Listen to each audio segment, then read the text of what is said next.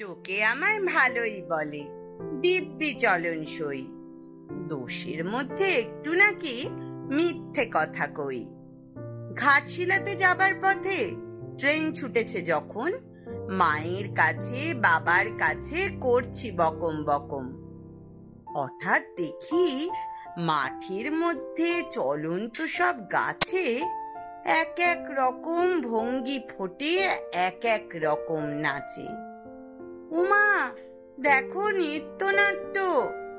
যেই বলেছি আমি, মা বকে দেয়, বড্ড তোমার বেড়েছে ফাজলামি। চিড়িয়াখানার নাম জানো তো? আমার সেজমেশর আদর করে দেখিয়েছিলেন পশুরাজের কেশর।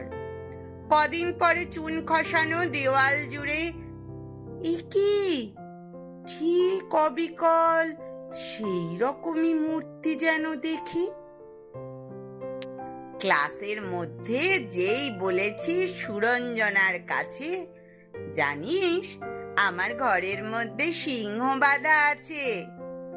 শুনতে পেয়ে দিদিমণি অমনি বললেন, শোনো, এসব কথা আবার যেন না শুনি কখনো। বলি না তাই সেসব কথা, সামলে থাকি খুব। কিন্তু সেদিন হয়েছে কি, এমনি বেয়াকুব, আকাশ পাড়ে আবারও চোখ গিয়েছে আটকে। শরৎ মেঘে দেখতে পেলাম রবীন্দ্রনাথকে।